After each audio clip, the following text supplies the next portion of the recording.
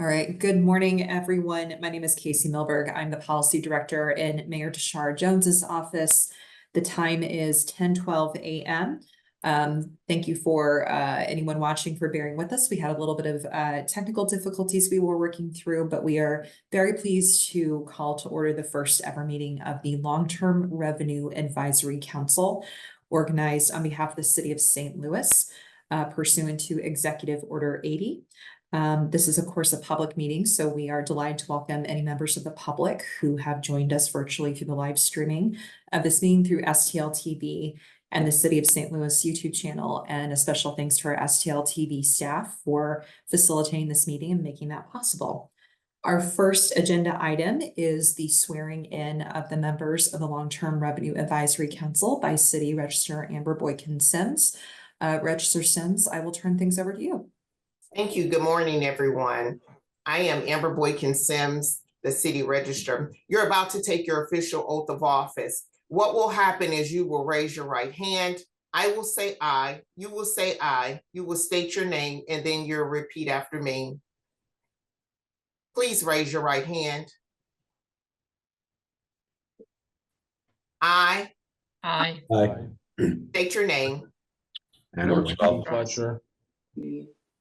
Now repeat after me. Having been appointed by Having been appointed by Mayor Tashara O. Jones, Mayor Tashara O. Jones, approved by approved by the City of St. Louis, the City of City St. of St. Louis, Louis, to the office of to the office of Long-Term Revenue Advisory Council Long-Term Revenue Advisory Advisory Council of the City of St. Louis, of the City of St. Louis. do solemnly swear or affirm. You may state either word.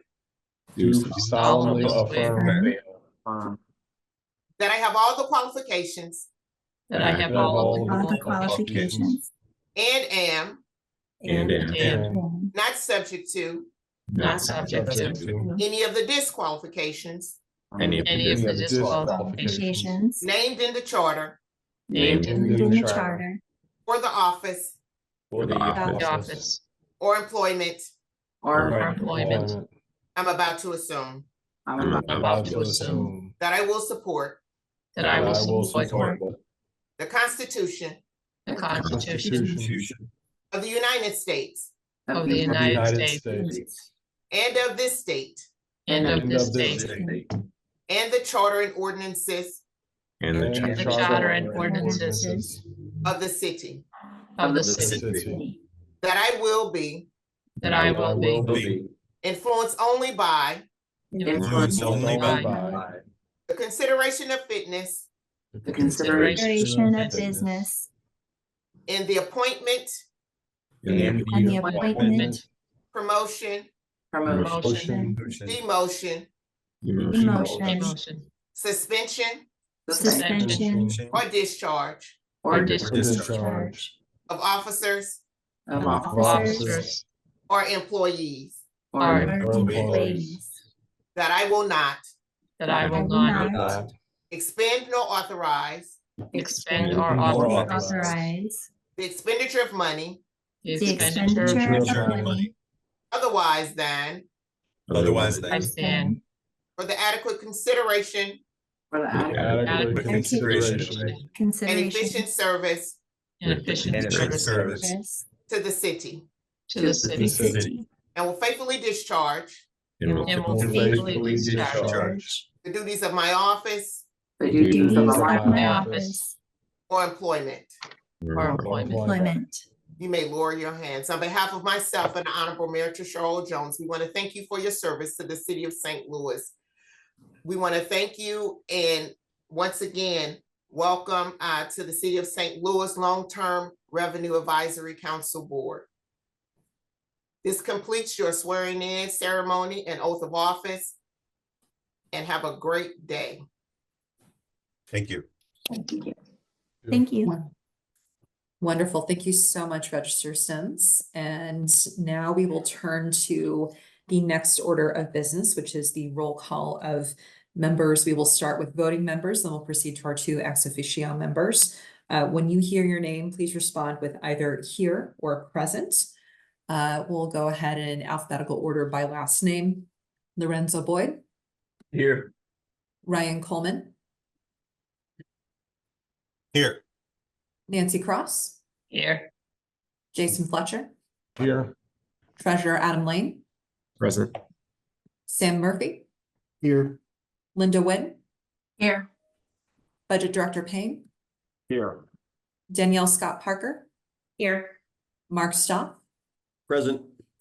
Tracy Berner. Present. Wonderful. And those are our voting members. We'll now proceed to our ex officio members. Assessor Michael Dauphin. Rebecca Perry Glickstein. Rebecca Perry Glickstein. Here, Is it Glickstein or Glickstein? it's Glickstein. Thank you. Glickstein. Wonderful. Yes. Thank you. And if there's anyone's names I did not pronounce correctly, please feel free to correct me. That's very welcomed and encouraged. All right, we will now proceed to the next order of business on the agenda, which is the discussion and approval of the rules of order and procedure.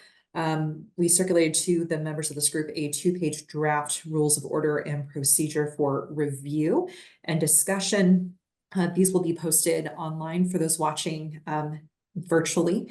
And I will now entertain a motion to adopt these proposed rules of order and procedure. And after that motion is made and seconded, we will then open the floor for discussion on the rules of order and procedure before taking the actual vote to approve it. So is there a motion to adopt the proposed rules of order and procedure? So moved. Second. Wonderful. And then I had, and I'm sorry, who made the initial motion? And Nancy Cross made the second. I think me and Sam sort of tied on that one. Sounds good. Thank you so much, Ryan. All right, having been made and moved and seconded, a motion to adopt the proposed rules of order and procedure is now on the table. If helpful, I'm happy to do a quick overview of the contents of it. And if there's any discussion topics, questions, or comments folks would like to offer during any section, please feel free to use the little hand raising icon on your computer. So section 1 talks about the officers of this group and agendas. The officers are going to be a chair and vice chair, which this council will select as part of the next order of business on the agenda.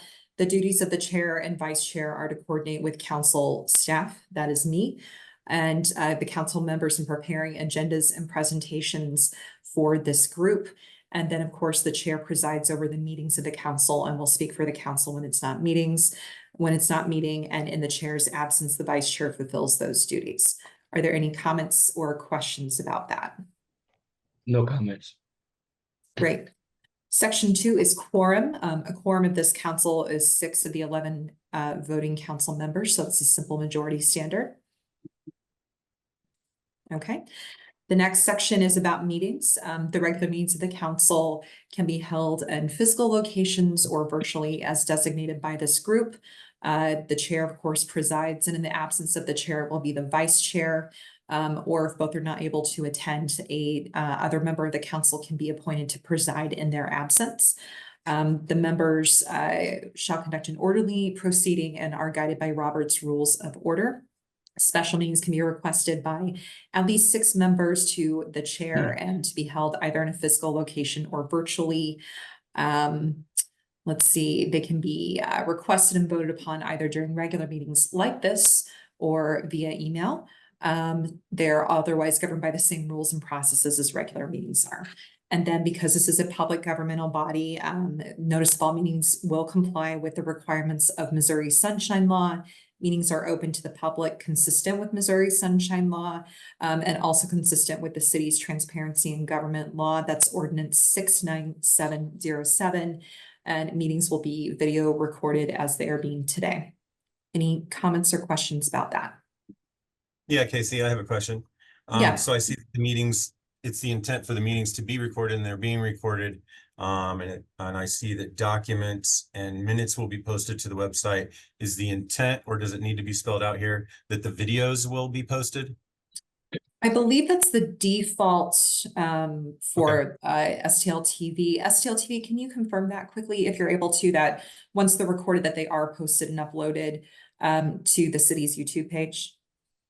Yes, that depends on what's requested when the meeting is set up, but most meetings do get posted unless they're Okay.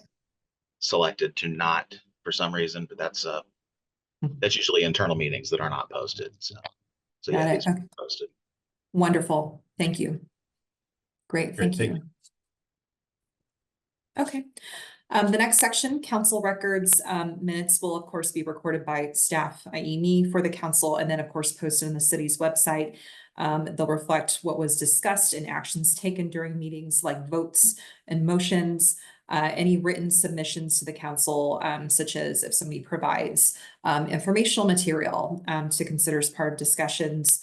That'll be included as part of the permanent record to the council, and that will also be posted to the council website, as will any documents prepared or presented by council members or staff that pertain to the work of this website. So for example, the presentation that Budget Director Payne is presenting today, we'll make sure that's available on the city's website as well.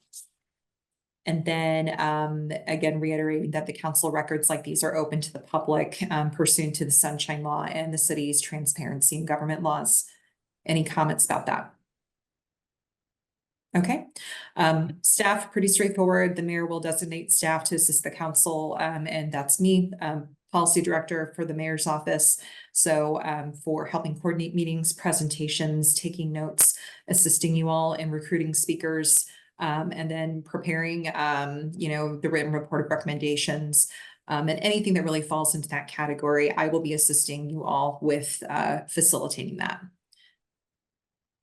The next section is about voting, pretty straightforward. Any roll call votes are recorded by staff by reading aloud the names with each member voting yes, no, or present. And then we'll include that in the minutes of each meeting. And then roll call votes will be required for in certain circumstances, any item of business if that's requested. And then of course, adopting the proposed recommendations for the council's report. Okay, on to the next section, which discusses council recommendations and report. This is governed, of course, by the executive order creating this council. So within 6 months of this meeting today, the council is charged with producing a report to the mayor that summarizes the issues that this group has studied and information gathered during that process, and also provides recommendations for how the city can diversify, stabilize, grow, and sustain its revenue for the long term.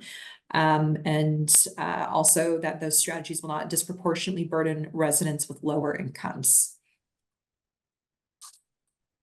And then the next section talks about amending these. These rules of order can, of course, be amended or repealed at any regular or special meeting that takes an affirmative vote of the majority of council members to do that.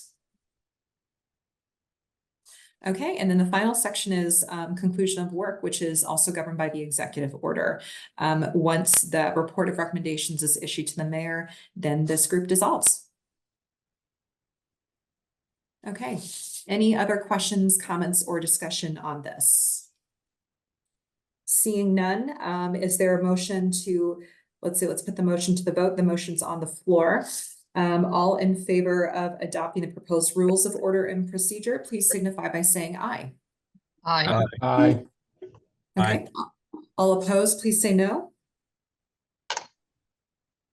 Okay, any abstentions in voting? Okay, the motion carries and with 11 aye votes. So we have approved the rules of order and procedure. And we will now move on to the next item of business, which is nomination, discussion, and election of a chair and a vice chair. So we will now entertain nominations for the position of the chair of this council. Is there anybody who would like to nominate someone or nominate themselves for the position? I would like to nominate Lorenzo Boyd. I'll second that nomination. Great. There is a motion that has been made and seconded to nominate Lorenzo Boyd to be the chair of the Long-Term Revenue Advisory Council. Is there anyone else? Okay, seeing none. Let's see, Mr. Boyd, is there anything that you would like to offer in terms of why your thoughts on this? Would you want to be the chair? Would you accept this nomination? Anything you'd like to say in response to being thrown out there? Thanks, Casey. Good morning, everyone. It is my extreme honor to actually be involved in this council, and I do accept the role of being chair of the Long-Term Revenue Advisory Council, and I look forward to this appointment. Great. All right. Well, all in favor, please signify by saying aye. Aye. Aye. All opposed, please signify by saying no. Any abstentions? Okay, all right. Well, congratulations, Mr. Boyd. You now have one more responsibility on your plate. Welcome. And we will now go ahead and entertain nominations for the position of Vice Chair of the Charter Commission. So would anybody like to nominate themselves or someone else for that position? I'd like to nominate Danielle Scott Parker. All right. Is there a second? I'll second that. I have a point of clarification. This is the Long-Term Advisory Council, not the Charter Commission. I'm so sorry. Thank you. That's okay. I just spent want a to make year. sure. Thank you. I spent a year of my life serving on that, so it's a little bit hard to work out of my brain. Thank you very much, Nancy. So yes, let's go ahead and restate that the nominee for Vice Chair of the Long-Term Revenue Advisory Council. And then yeah, so I'm going to open that up again. I would like to nominate myself. I'm Linda Nguyen. I'm with the Community Builders Network. I would like to represent on the community side of the council.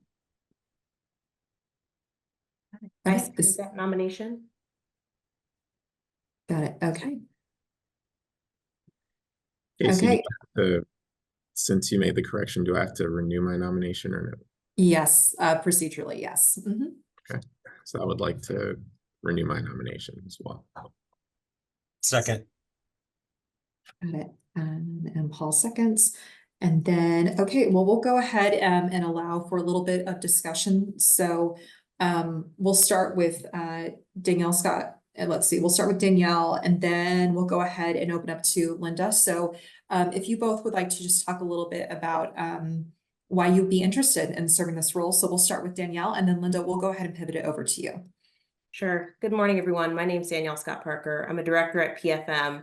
I'd be happy to support in this role. The only hesitation is I am not based in St. Louis. I'm based in New Orleans, Louisiana. And so if that poses a problem for serving in this position, either for coordination purposes or needing to be in person at any given time, that would be the only thing I would want to put up front. But happy to serve in the position. And my expertise on budget and finance may be useful, which is part of why I'm joining in this committee in the first place. Great. Thank you for that. And then Linda, we'll go ahead and kick it over to you. Yeah, and good morning. I'm Linda Nguyen. I'm the executive director of the Community Builders Network. We're a convener and capacity builder for the community development sector here in St. Louis. So we serve pretty much the whole region. I have over 20 years of experience in community development-based organizations. I would love to be a representative, just making sure that, as we are looking at revenue and the impact on our city, that we're not, harming those who have been largely divested, but also looking at the future growth of our organization, of our city as well. Great. And now we'll open up for any broader group discussion on either nominee. Yeah, I'll say something real quick. I seconded the nomination of Danielle Scott Parker, just because I'm familiar with the work that her section at PFM does. They specialize in reviewing revenue streams for municipalities. And that's why I think that she would be a good choice for chair. Vice chair, sorry. Okay. I'm glad to hear that a little bit of background. Danielle, I apologize. I'm not familiar with PFM and what that means. Sure, and I'm happy to give more background on the firm as well. PFM has been the financial advisor for the city for many years. And my colleague on the financial advisory side, Rebecca Perry Glitzen, who was just on the call, has been the main point of contact with the city for a number of years. The group consulting piece, where I sit, focuses on issues of management and budget. So working with the city and municipalities across the country on things like operations, budget, policy, long-range financial planning, and evaluating a number of different financial issues. Our practice on the consulting side has also worked with the city over the years on a number of different topics and issues. So there is definitely a subject matter expertise that I'm excited to bring to this group. Thank you for that. Any other questions for either nominee? So, Okay. I would say, I think, my only concern is, I think Danielle and Linda will both be assets to the group. The one, piece I think is potentially problematic. It's not a big problem, but that Danielle, you work with the city a lot, but you actually aren't in the city. And, since Lorenzo comes from a financial background as well, a financial advisory background, maybe if we had someone from the community, that evens the group out a little bit, and your expertise would still really be involved in the issue, but most of us are not from community groups in our current position. So that would be my thinking, in that maybe we try to even it out a little bit so that it's not all city employees and financial firms mostly that are on this call. So I'm sure both of you are highly qualified, but that's one thing I would lean to saying about trying to figure out what makes the most sense for our public perception of what we're trying to do here, because the long-term revenue streams will impact most of the people that are in the community, and you both have a sense of that.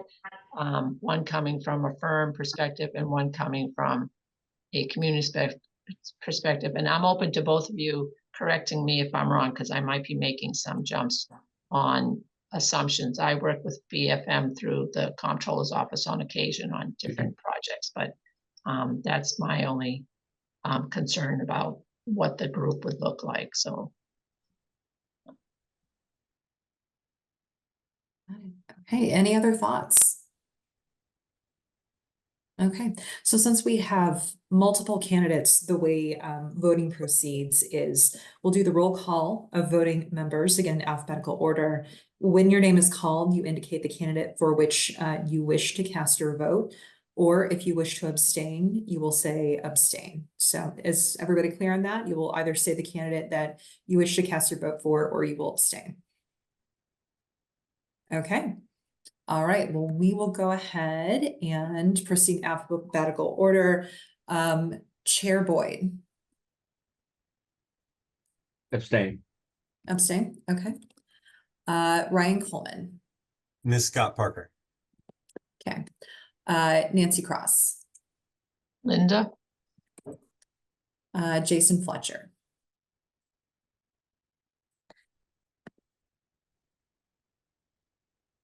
Jason? Oh, sorry, I was on mute. Miss Scott Parker. Got it. Treasurer Lane. Miss Scott Parker. Okay. Sam Murphy. Ms. Scott Parker. All right. Linda Nguyen. Am I pronouncing that correctly? Nguyen? Mhm. Wonderful. That's Linda awesome. Nguyen. Great. Linda. Linda. Okay.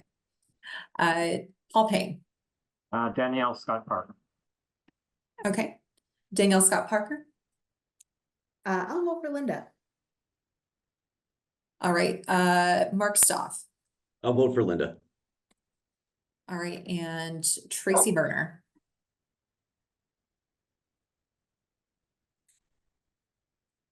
I'll vote for Linda.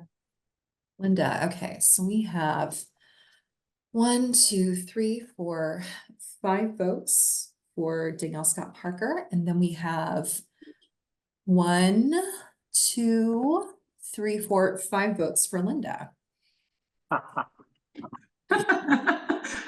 So what this means is, yeah, so since we have a tie, we will go back and re-proceed with the vote until there's a candidate who gets a majority of votes. So I think there was an abstention, though. Can we revisit that abstention, or do we need to do the whole vote again?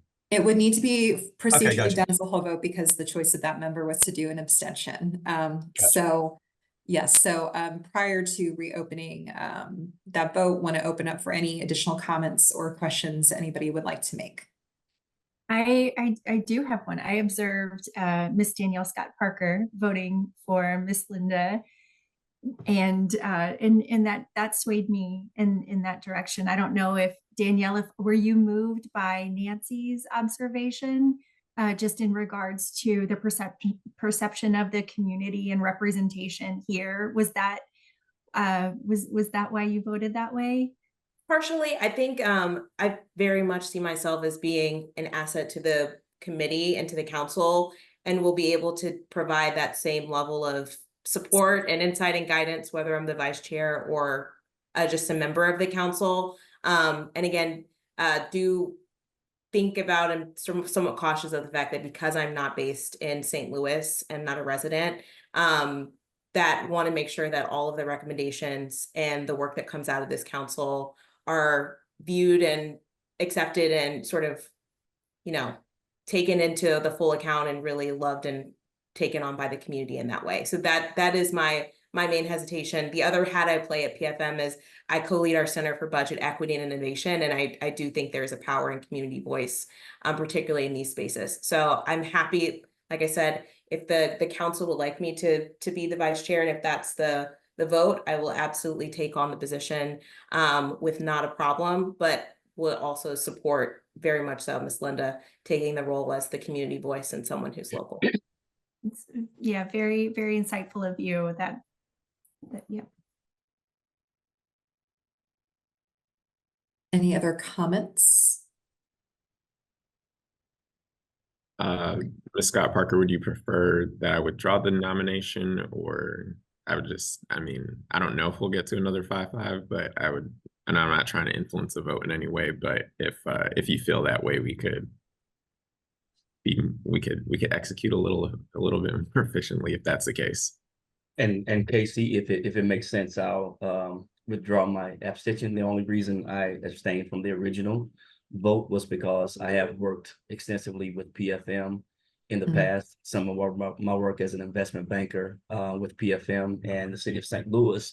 So I really wanted to abstain from that vote. Didn't expect a tie, so to speak. I've spoke with Danielle Scott Park in the past, and I have a personal relationship with her colleague, Rebecca Perry Glickstein. So I originally abstained, didn't actually think that there would be a tie. But if we need a new roll call, and based on the recent discussion with Danielle Scott Parker, I'll vote for Linda. Well, I think procedurally what we'll do is, so we have a few different options before us right now. I know Treasurer Lane posed the question to you, Ms. Scott Parker, about if you still want to proceed with your nomination. And if you do, that is completely fine. And we will go through the same process, again, and do the roll call vote that way. So did want to give you a chance to respond to that, and there's no wrong answer. And then once you have a chance to respond to that, we will go ahead and proceed through the roll call vote. Just procedurally, that is what we do have to do. Sure. If you wouldn't mind, I'd love to pull my nomination. I think that makes the most sense. Like I said, I would want to make sure that the community voice and someone local sits in that vice chair role. Sure. Thank you. Absolutely. So, Casey, I will withdraw my nomination. I don't remember who the second was, but yeah. Oh, I guess you have it written down. Yes. Yeah. Okay. That sounds good. Paul was the second. So we'll go ahead and withdraw that. Thank you all for the wonderful discussion. Does what's that? Paul have to withdraw a second as well? Yes. Thank you for flagging that. Yes, he does. Yeah. Paul, would you withdraw your second? Respectfully, I think I seconded it, and I'm willing to withdraw it. Got it. Okay. I apologize. I have Paul down for that one. Okay. No worries. Got it. Okay. So the motion and second both having been withdrawn, the nominee on the table for vice chair is Linda Nguyen, and we will proceed through the roll call voting members. Please vote aye or abstain or no. Lorenzo Boyd, Aye. Ryan Coleman. Aye. Nancy Cross, Aye. Jason Fletcher, Aye. Treasurer Lane, Aye. Sam Murphy, Aye. Linda Nguyen, Aye. Paul Payne, Aye. Danielle Scott Parker, Aye. Mark Stoff. Aye. All right, and Tracy Berner. Hi. All right. Okay, with there being 11 aye votes, we now have vice chair as Linda Nguyen. All right. That was exciting. We are now moving on to the next agenda item, which is going to be the discussion of goals and pertinent timelines.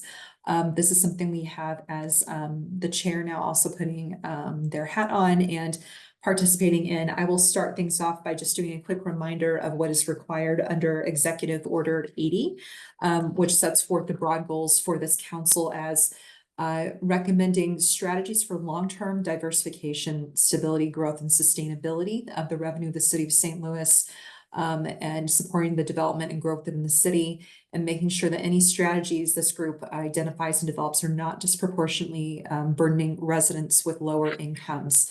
And that within 6 months, this group is charged with producing to the mayor of the city a report that summarizes the issues that this group has studied, information gathered, and of course makes recommendations for how the city can look to achieve all those outcomes with its revenue for the long term. So Chair Boyd, I will kick conversation and facilitation of any discussion about any other goals that other members of this council may have over to you for facilitation. Thanks, Casey. Thanks everyone for joining the call this morning. I don't believe I gave a little bit of my background earlier in terms of my nomination as the chair, but I have worked for Stifel for the past 16 years, and prior to that, another firm, AG. I was as an investment banker in the space of working with local governments in terms of municipal bond underwritings for the past 32 years. And prior to that, served in the U.S. military for 4 years and decided to do something a little bit safer, which I think this is a lot safer than providing support in Desert Storm and things of that nature. So I'm glad to do this role.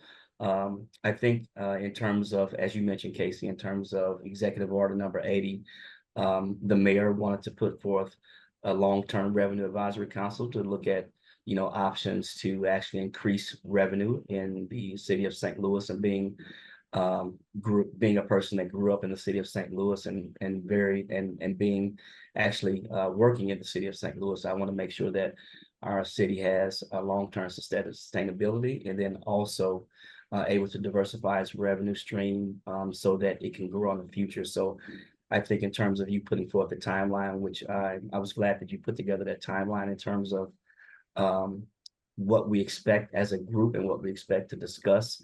I think that's very important for us as we kind of move through this challenging council initiative to kind of look at and get more ways to look at the city, its revenue streams, its economy, how the workforce is developed, how businesses are attracted to the city, so that we can see the city of St. Louis actually thrive in the future. Great. In addition to that, are there any other goals that folks would like to share that they are bringing to this group's work?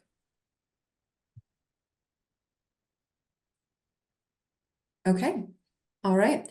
Well, thank you for that overview, Chair Boyd. We will now proceed to the next agenda item, which is discussion of suggestions and recommendations for monthly briefing topics. There was a draft shared with you all about different topics that this group could focus on for briefings on a monthly basis. And so the purpose of this is to just propose this as a potential schedule of topics, get your feedback on it, identify if there are any topics that seem to be missing. And so I'll do a quick overview of what that looks like. So of course, this month's topic will be city revenue. Our budget director, Paul Payne, will be presenting a nice overview to give us a good foundation for this work shortly. For October 24, 2024, the suggested topic is an overview of the city's economy, focusing on areas of economic strength, growth, and opportunity for the city. Potential topic for November of 2024 is looking at what is driving business, industry, and workforce development, retention, recruitment, and growth within the city. Potential topic for December of 2024 is looking at revenue-related limitations and state laws and other areas of fiscal limitation or risk for the city. Potential topic for January 2025 is current efforts and potential opportunities to modernize critical sectors for the city, like land use, housing, development processes, and more. Potential topic for February of 2025 is presenting preliminary insights gained from this council's work so far to the community to facilitate feedback, discussion, and input. And then of March of 2025 would be discussion, review, and approval of the report of recommendations. So I wanted to open this potential list of topics up for discussion, conversation. Again, if there's anything that seems like it's missing or anything on those lines, this is the time to bring this forward. Casey, just looking at the agenda, one of the things that I possibly would like to add, I'm not sure of everyone's background on this call, but I think perhaps just having an open discussion of the various offices of the city as a broad overview in terms of the mayor's office, what their role is, and the comptroller's office and the president of the board of aldermen. I'm not sure in terms of if everyone kind of understands what really city government and how decisions are made first and foremost. So I think a broad overview of that, perhaps not on this call, but as we come back to the city economy in October 2024, just because I'm just unaware, I know how it works. I've worked with you guys for over 30 years, but not sure if everyone's familiar with how general government with the city of St. Louis works, because it differs in each major metropolitan city. Sure. Yeah, I think that would be very easy to facilitate, and it sounds like that could be a topic to share with folks perhaps sooner rather than later, just to give folks a basic understanding. Would folks be in agreement with that? Absolutely. Okay, so perhaps looking at that potentially being another topic of focus for the October meeting. Absolutely. Okay, great. Easy enough. Casey, a few ideas here. One, I think it might be useful early in our work to get an overview of demographic trends in the city as well. That would kind of go hand in hand with a discussion of economic drivers, but just understanding population shifts, age shifts, things like that within the city. A second would be in the discussion of the city's economy, I see there that there's a note on economic, areas of economic strength and growth. I think probably broadening that to be a pretty clear-eyed assessment of strengths and weaknesses. Sure. And I wonder if that's something where we could turn to an expert, such as someone with like the Federal Reserve, come in and just give us a really good kind of baseline and background on the economy in the city and the region. And then a third and final thought for the topic in December, where it says right now, revenue-related limitations in state law. I think probably also looking at proposals to change state law and what some of those implications could be. Things as drastic as the proposals this last year on the earnings tax, but also things with proposals to change sales tax laws and for instance, not allowing localities to tax groceries, things like that are being debated and discussed in Jefferson City would be very useful. Great. So sort of a landscape of what have been those topics recently and what could we anticipate? Sure. Okay. Yep.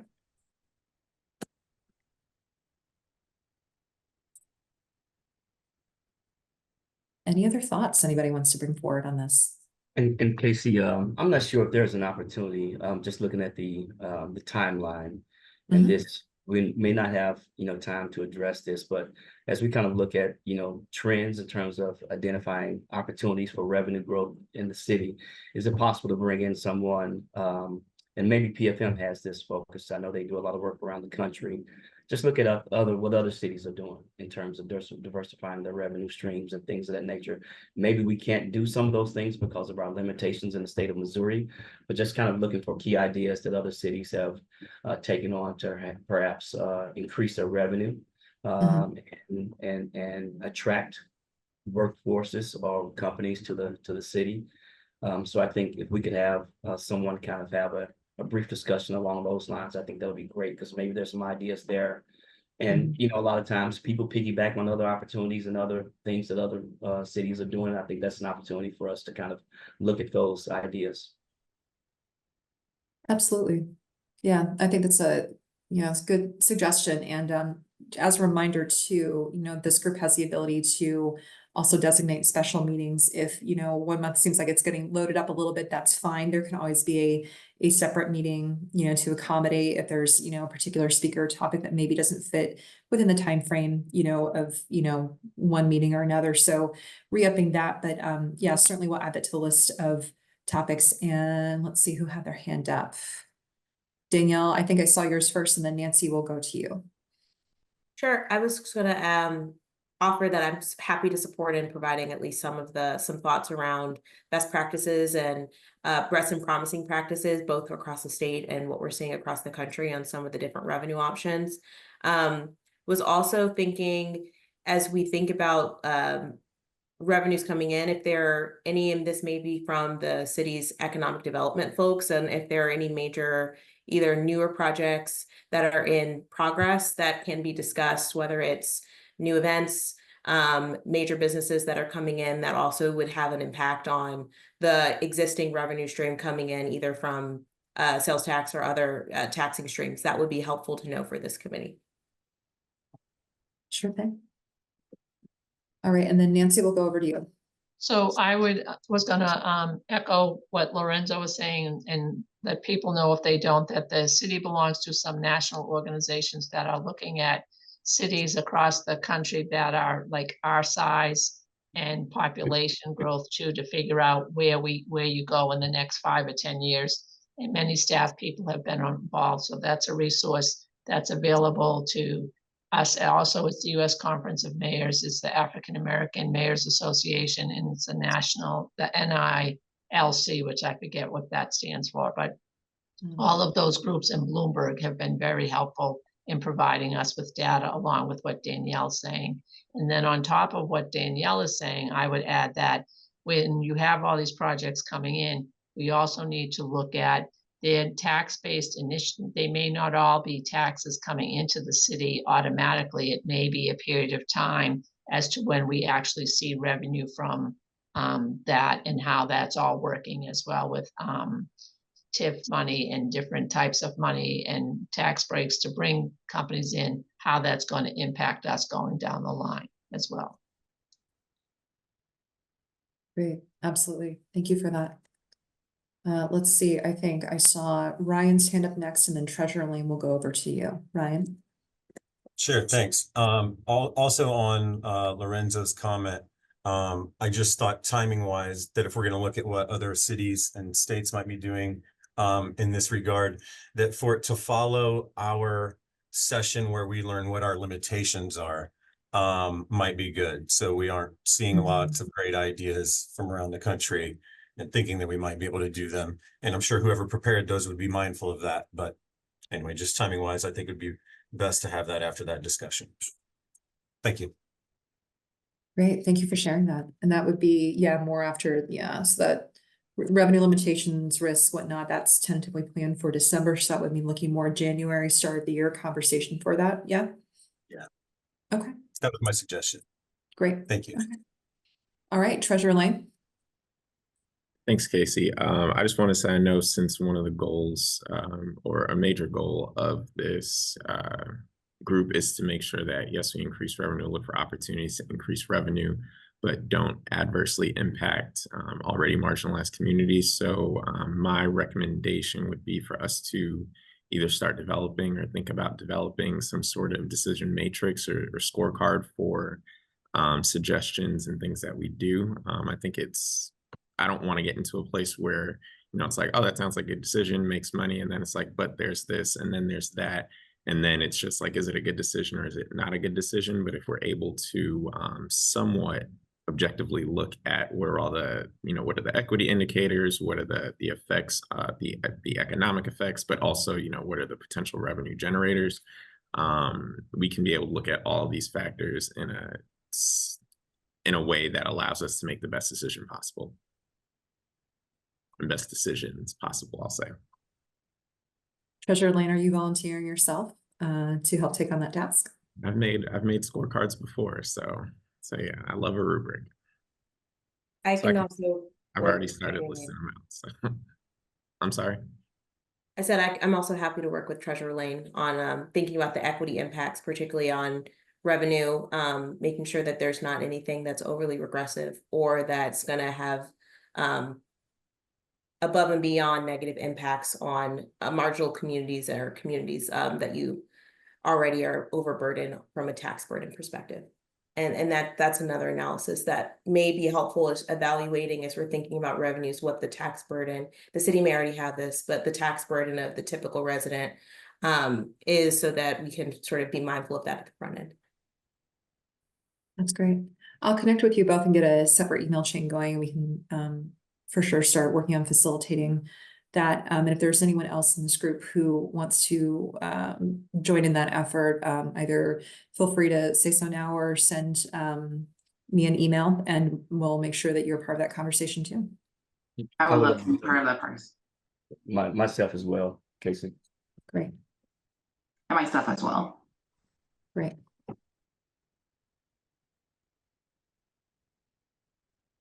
Okay.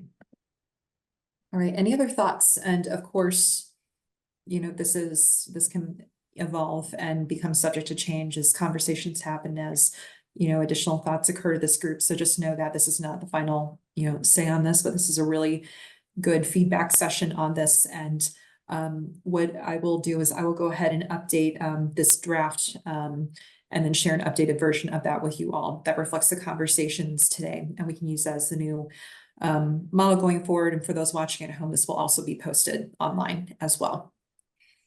Thanks, Casey. Yeah.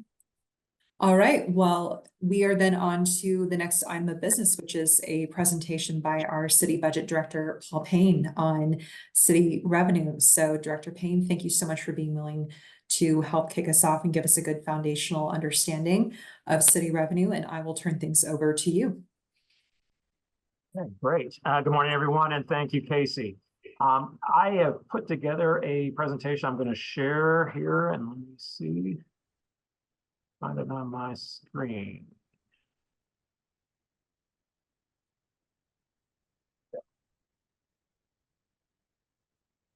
Hopefully you can see, so everyone can see that.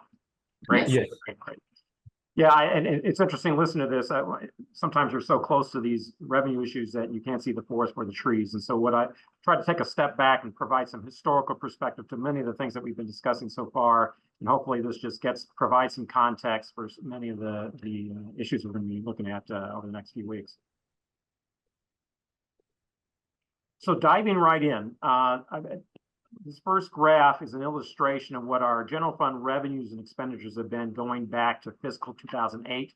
There's no special reason for going back to 2008 other than I had the data available right at hand. It's also the first year before that Great Recession, and it also coincides happenstance to my term as budget director. So I'm pretty personally familiar with pretty much what's transpired since then. I did want to point out a few things about this chart, is that while the Great Recession 09 and 10 were significant at the time, they don't always look as big looking back from today's, but you can see that this was a significant gap of revenues. There was about an $18 million deficit in those two fiscal years. And what's also striking about that is that it took a full 10 years from that point. You can see all those subsequent years from going from FY10 to all the way up to FY19 before we actually broke through and revenues actually produced a surplus. Even though the economy was growing, we weren't seeing excessive growth in our revenues at that point. So we did see the breakthrough starting in FY19.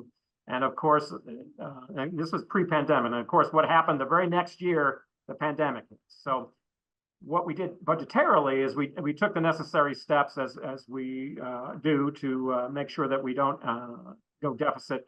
And we actually broke even that year, even though revenues dropped off. We did what we needed to do, and we had a break even budget. And then since that time, over the last 4 years, we've had surpluses. Part of that is due to the fact that growth in revenues as well as inflationary growth contribute to that. And part of that is also due to that we have had issues in terms of expenditures, filling positions and such. So both of those factors have contributed to some surpluses over the last 4 years. And we were just finishing up numbers for FY24. Now, I should mention a caveat about when we on this chart, when we look at FY25. And has been discussed and has been sort of the origin of this very committee. As you know, we are potentially losing earnings and payroll tax revenue. We prepared for that in this budget. So we did take a negative adjustment to revenues in that, but we don't know what that total is going to be. And so there is going to be some variation in terms of how this fiscal year plays out on the revenue. And I'm also carrying budget expenditures at budget. So while we've been trending under that, and we could continue to do some of that going forward, you'll note that the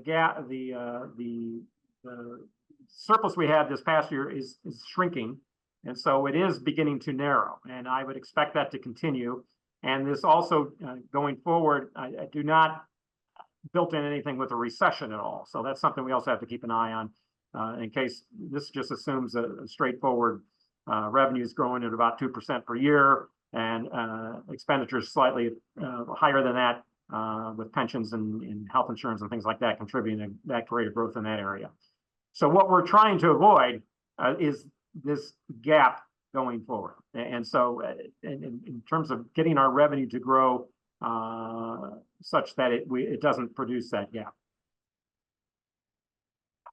Going to the next slide, I want to just an illustration of basically how our revenues have grown and how it compares to the inflation over that period.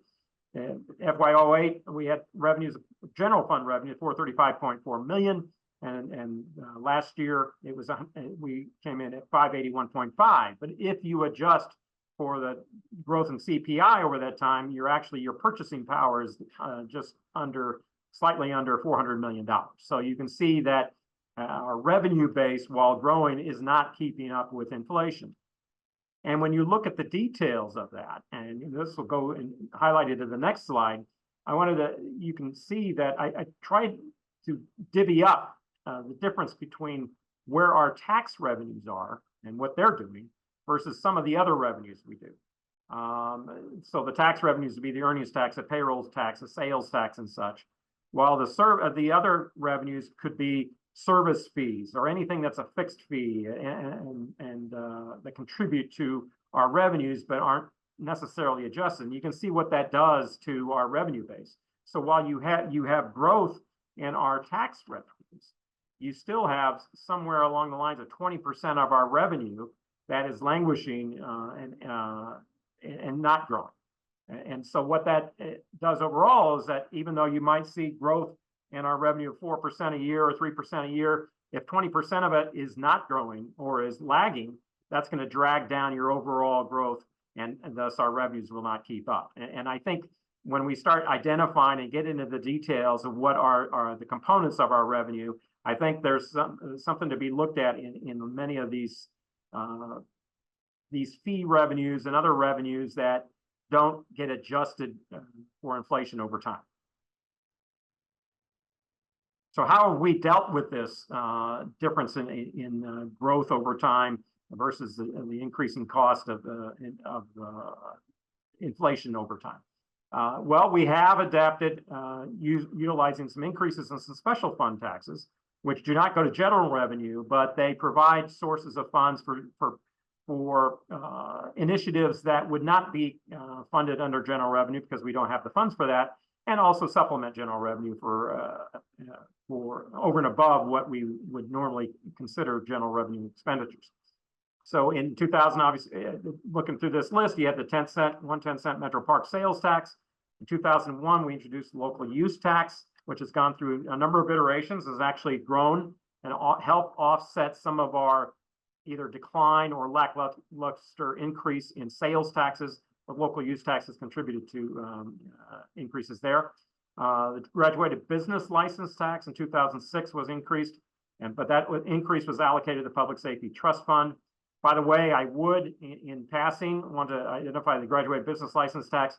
That is one of those fees that gets set as a fixed rate, and we adjusted in 2006, which is 18 years ago. It hasn't been adjusted since.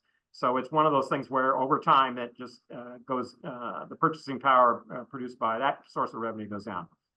In 2006, we had the 1/8 cent local park sales tax. 2008, we had the 1/2 cent public safety sales tax. As for public safety, mostly police and fire pensions came out of that as well. 2013, we had the 3/16 cent Metro Park sales tax.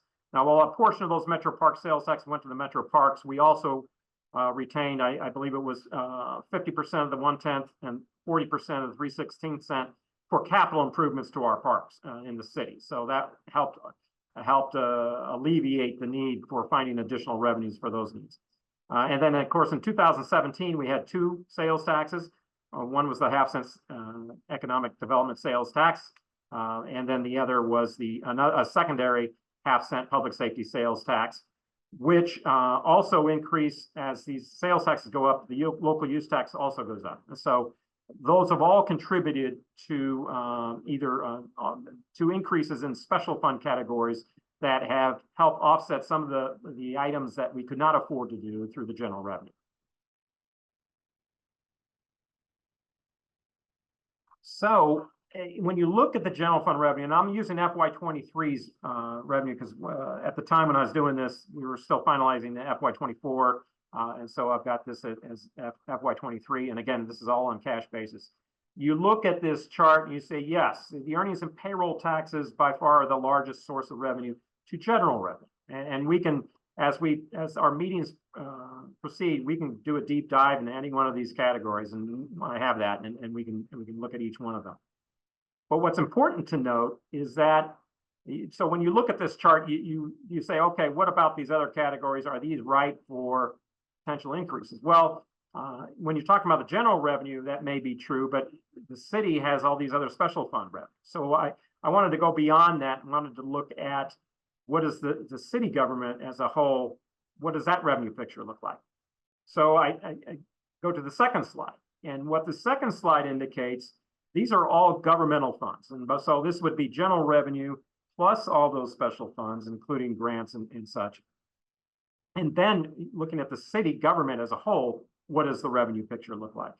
And you can see here from this illustration that actually sales and use taxes have in FY23 exceeded, say, earnings and payroll taxes as the largest source to the city government. So I think that's something to keep in mind when we start looking at alternatives in other revenue sources. Now, another thing I'd like to point out is that this isn't done because you look at this and say, well, what about property taxes? It's 103 compared to these other 2 larger sources.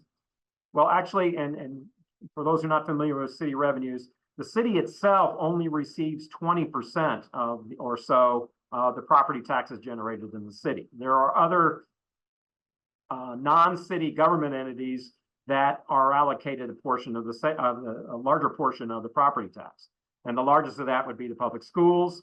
You also have the Zoo Museum District, the library, etc. So if you want to look at not only what city government itself is receiving and what the revenue picture is, but what is generated within the city, both city and non-city entities, what does that revenue picture look like? And so that's what this final slide is illustrating.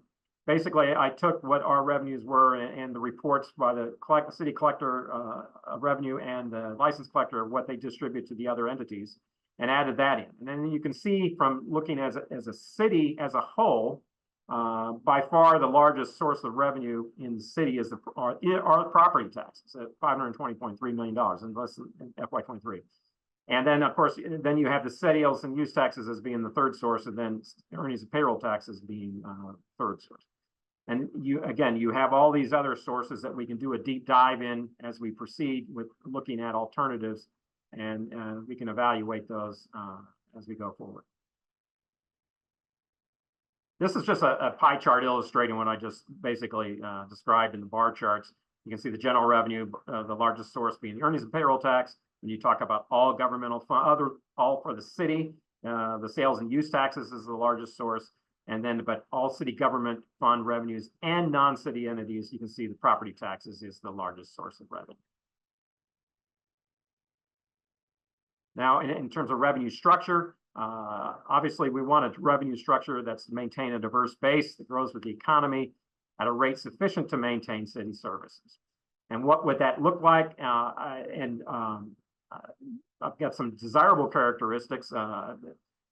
Treasurer Lane, you had mentioned this, and I think we could probably flesh this out a little more, but obviously some of the higher level type traits you'd be looking for is equity and fairness, actually not imposed most heavily on those least able to pay, incurred by users of service, residents, non-residents alike, ability to grow with the economy, reasonableness in relation to impact on economic activity. Obviously, we don't want to propose things that will will be a disincentive for growth, economic growth in the city.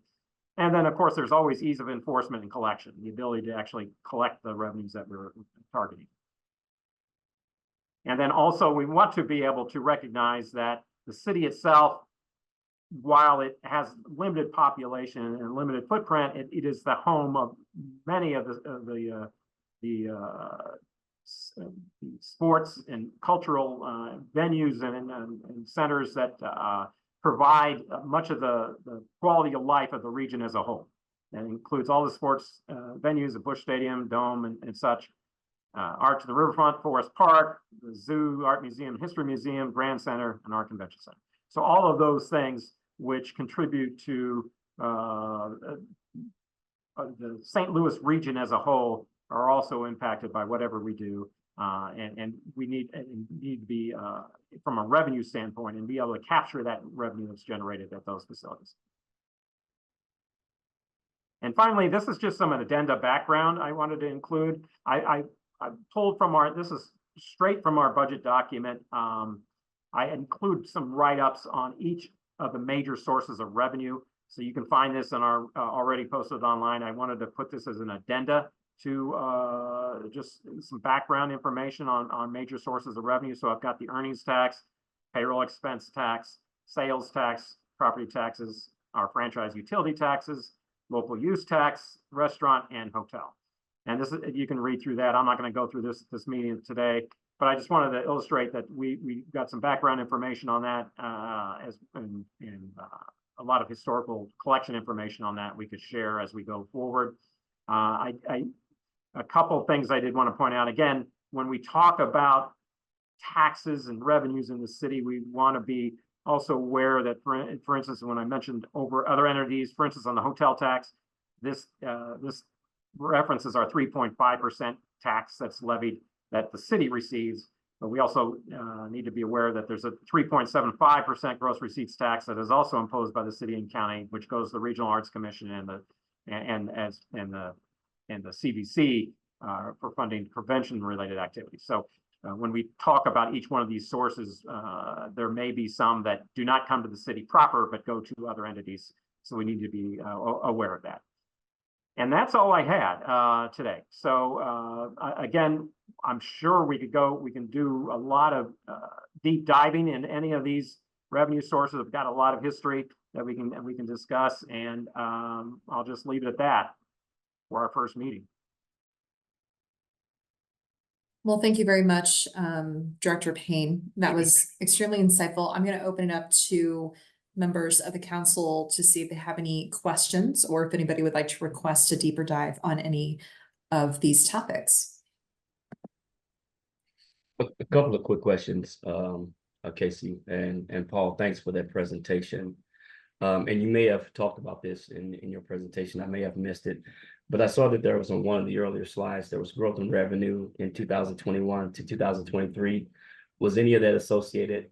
Did I see that wrong? Was any of that associated with possible ESSER funds and things of that nature?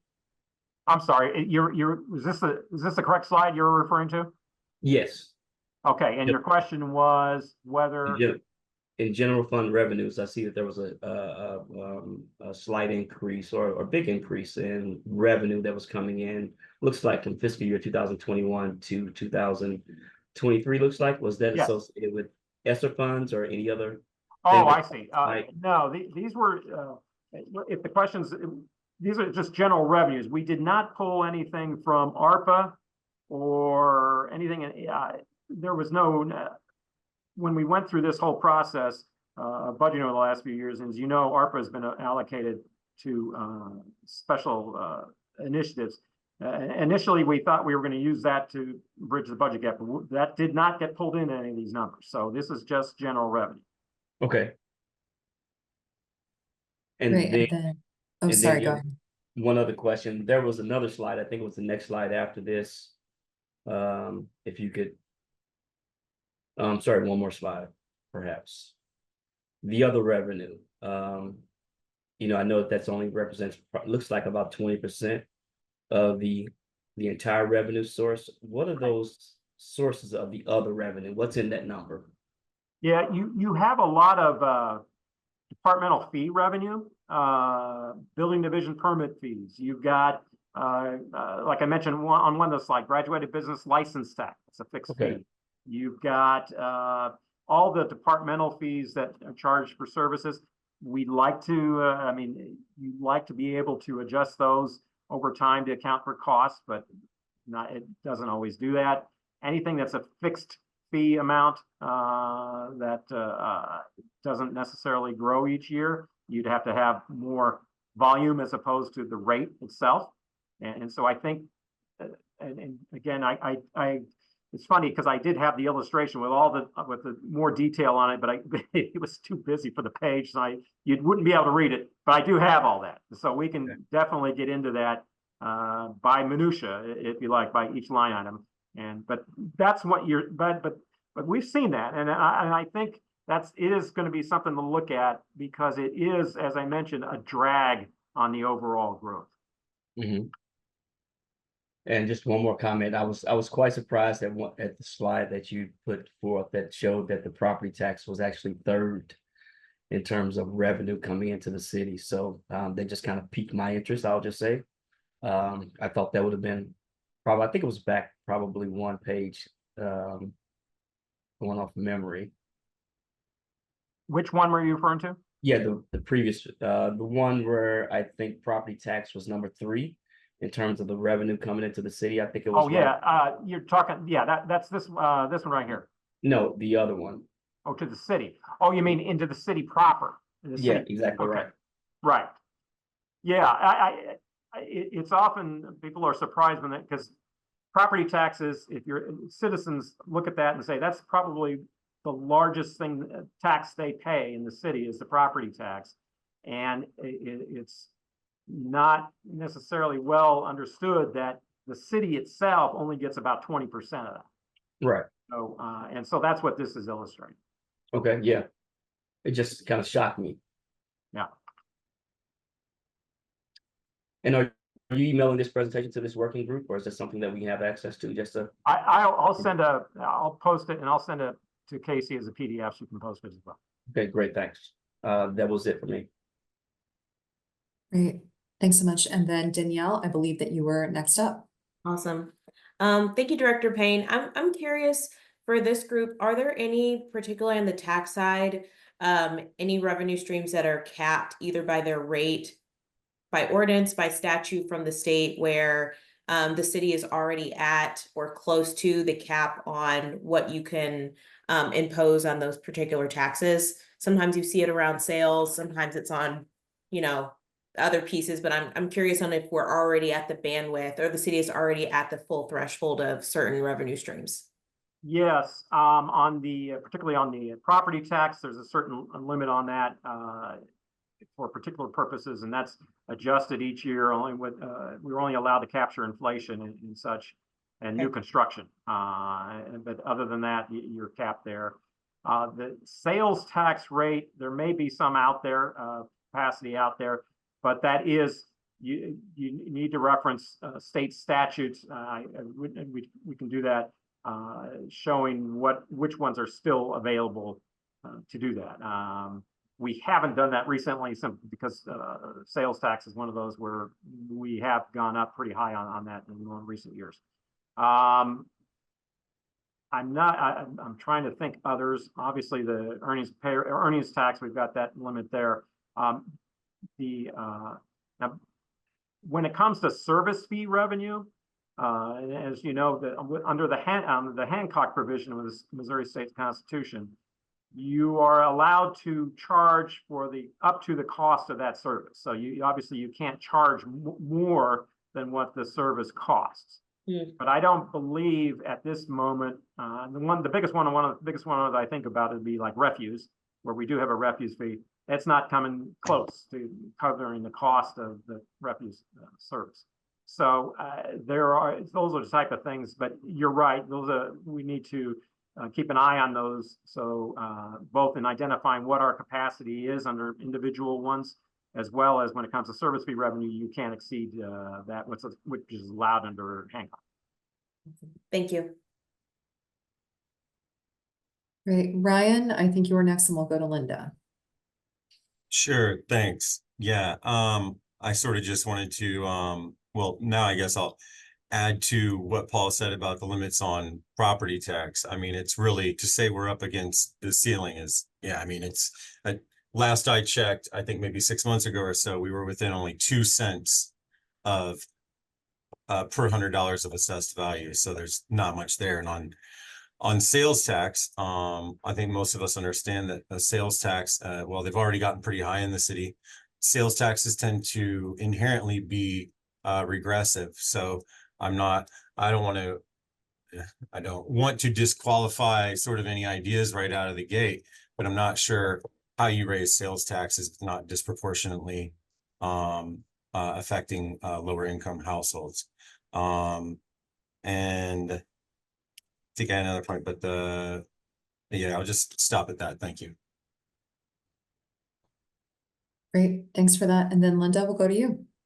So I have a two-part question because I noticed that you mentioned like during the 2020, 2021 that there was a lot of savings because there was a lot of open positions.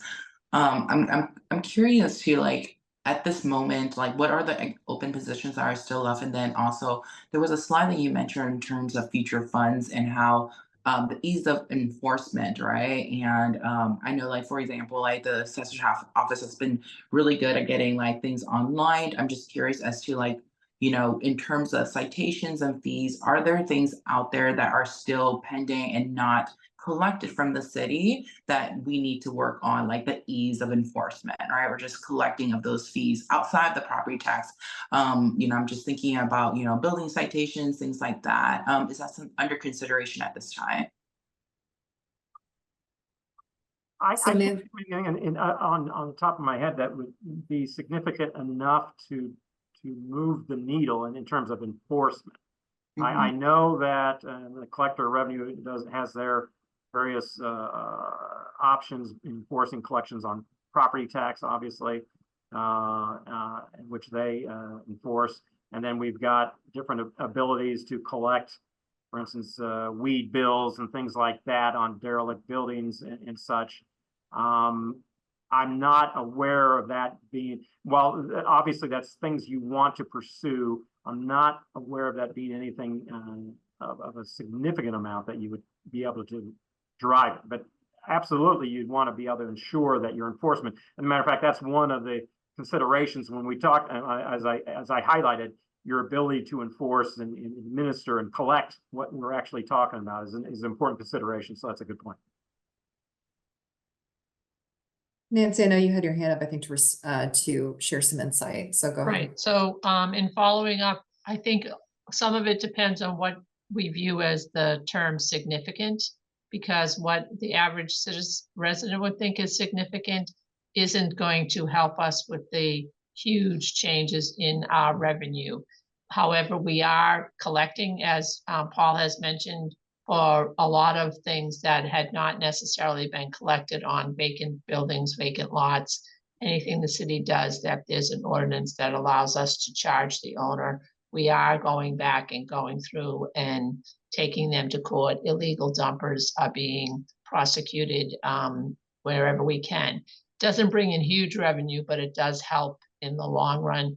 The other piece is to answer your other question, Linda. We're going through a process still. It's a process, but we have slowly but surely starting to move everything to be done online so that the permits and things will be done in a more accurate, quicker way than they have in the past. And I think that'll help us be able to track as it gets to, as it goes into, what do you call it, into implementation, that will help us in the long run with a lot of things. But we are collecting, we collect a lot of money at the tow lot. That doesn't mean that goes into the general revenue, but a lot of money might be $100,000, $200,000, which I think is a lot of money, but Paul's like, that doesn't help me the way I need it to help. So I think it's worth us still talking about, but we have been making a concerted effort with the comptroller's office and the treasurer's office where it makes sense to figure out all those pieces going forward since we've came in, so.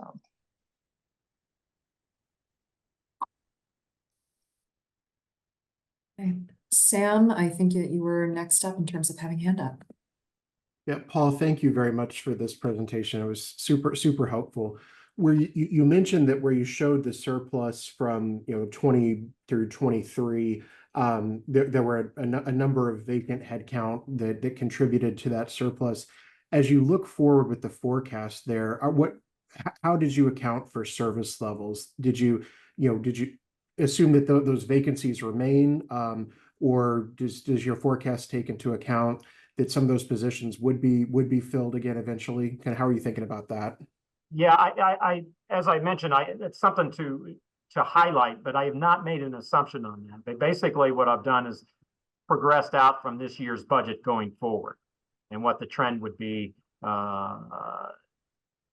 knowing, and basically we do this each year. We do a 5-year projection on just a sort of an outlook, and knowing what the inflation rate might be, and knowing what trends in pension costs and health insurance costs are, incorporating that all in, apply that to our budget number and project that forward.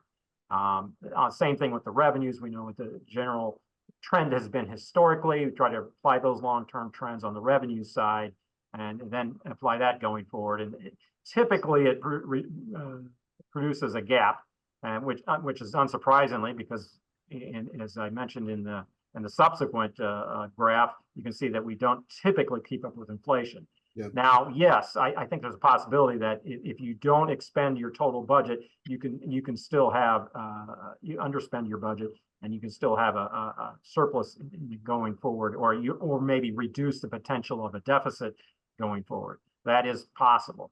I think the trend may be, given that we're starting to reduce that, is that you're going to start, and we saw it this year, where that amount of underspend, the amount of over revenue started to narrow.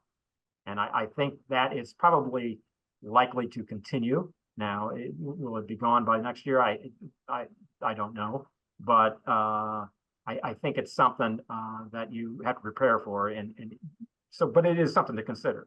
Now, also, I also point out, and I think I mentioned this when I did the projections, is that this is going forward on a status quo. It does not anticipate, and often we can do this, is throw in what happens when we get another recession, which may hit at one point or another. What does that do to our revenues, and how do we grow back from there? And that's the kind of thing that we can always model out. But this doesn't, for the sake of simplicity, I haven't done that here. Thank you. All right, Danielle, I think you have your hand up again. Yeah. I do, thank you. Does the city receive any pilots or payments in lieu of taxes, either from the university or from any other major nonprofit entities in the city? Or have any sort of revenue sharing agreements for things like basic services like public safety and public services? We have not. So I'm aware of that taking place in other cities. Where, as you know, we are many of our major employers are universities and the hospitals and things like that. And they are exempt both from the payroll tax as well as many of the property taxes. And so that's part of it. Now, whether they assist in other ways on the expenditure side where they provide different services for such, they can identify that. But on the revenue side, there are some major institutions that are exempt from some of our larger taxes. Thank you. Nancy, go ahead. I was just going to clarify, but Danielle, you're really only asking about if they contribute to the revenue, not how else they contribute to the city. That's correct. Okay, so I'll hold my other comment then. All right, Ryan, I think you have your hand up.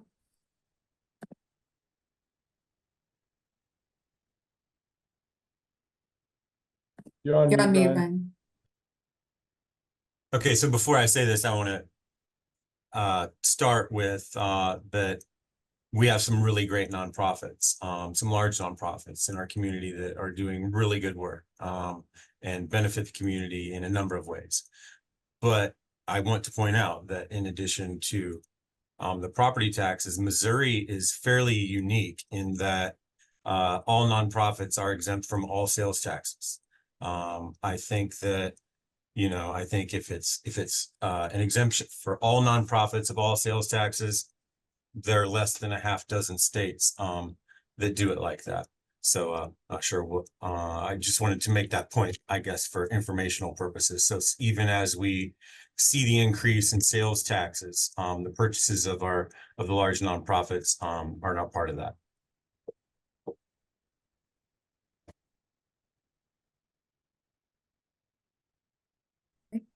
All right, are there any other questions or comments for Paul? All right, well, seeing them. Thank you so much, Paul, for that great presentation. I think that gives a nice base level understanding of where we're at as a city and where we've been recently. Of course, Paul, as Paul offered, if there's any requests to dig a little bit more into information that this group thinks could be helpful, go ahead and send that to me and I'll facilitate that getting over to Paul. And we'll make that information available to the whole group, of course. Having said that, the next item of business is going to be adjournment. So is there a motion to adjourn? So moved. All right, Second. is there a second? Second. Great, okay. All right, well, the meeting's adjourned. Thank you all very much for your time this morning. I know we went a little bit over a posted time, and keep an eye out for scheduling emails for the next one. Thank you all. All right, Thank you, thanks. Casey. Thank you, everybody. Thanks, everyone.